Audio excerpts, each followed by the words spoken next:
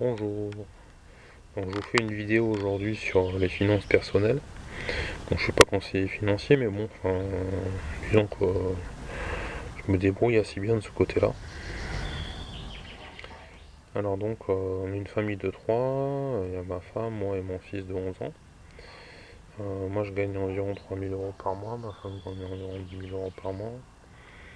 Et donc on a des frais fixes, on a des frais variables et on a aussi des à côté sur différentes choses qu'on fait le week-end. Alors donc déjà au niveau des frais fixes, on a les frais de transport, puisqu'on habite en Picardie et qu'on travaille sur Paris.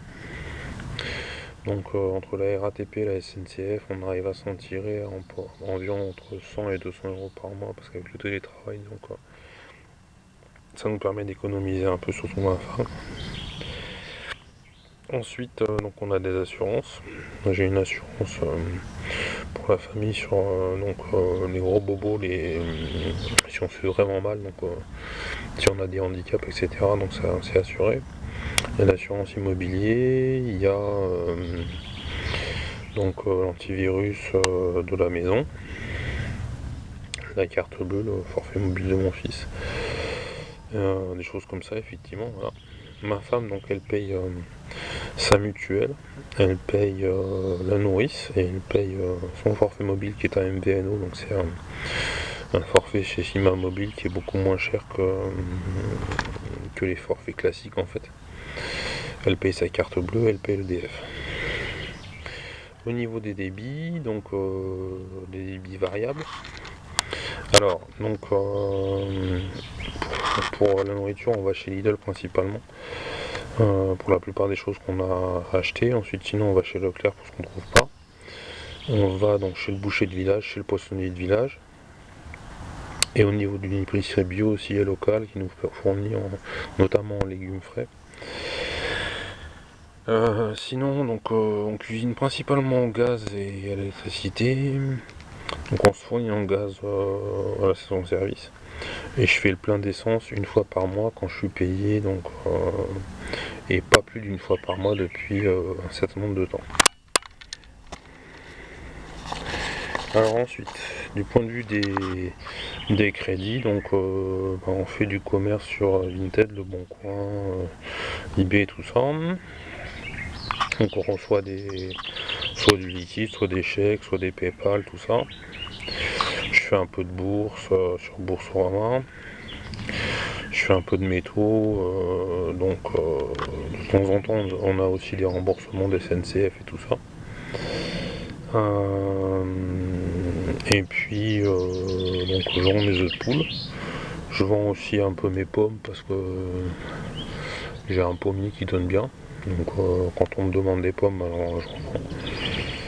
Ma femme reçoit aussi, mis à part ce qu'elle fait aussi comme moi, elle reçoit aussi des paiements parce qu'elle a participé à des disques, donc elle reçoit des paiements pour ses disques. Voilà, donc ça effectivement c'est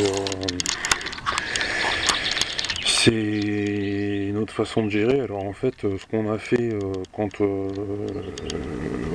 a voulu rembourser par anticipation notre maison, c'est que donc en fait on a rogné sur les factures. Donc en fait on s'est rendu compte qu'au niveau des assurances, on pouvait se permettre de baisser notre prix d'assurance déjà, parce que par exemple au niveau de petites pièces, il n'est pas nécessaire de les assurer dans certains contrats. Ensuite, on a rogné sur tout ce qui était abonnement, on n'a pas d'abonnement chez aucun fournisseur de streaming, par exemple.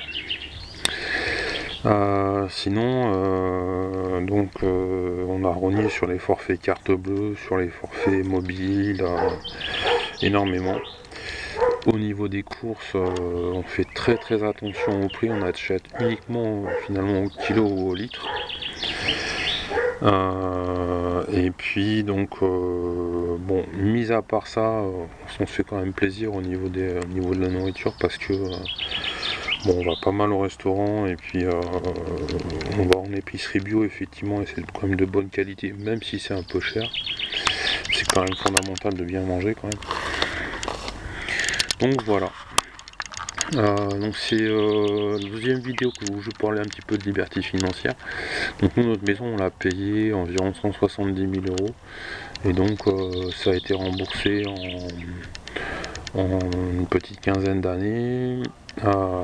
Et puis donc actuellement, en fait, moi j'arrive à dégager une épargne de 1750 euros par mois sur un salaire de 3000 euros. Et ma femme, elle a une épargne de 300 euros par mois sur un salaire de 2000. Alors ça c'est pour l'épargne automatique qu'on met tous les mois. Mais sinon en fait, on met aussi plus que ça en fait finalement tous les mois parce que on arrive à dégager une épargne de 2600 à 2900 euros par mois. Donc ça fait quand même un taux d'épargne assez important. Donc voilà. Donc toute cette épargne, ça va finalement sur des comptes communs, des comptes bourse, le compte de mon fils, tout ça. Donc je vous invite à faire pareil, je vous invite aussi à vous abonner, à liker, à laisser un commentaire. Merci, au revoir.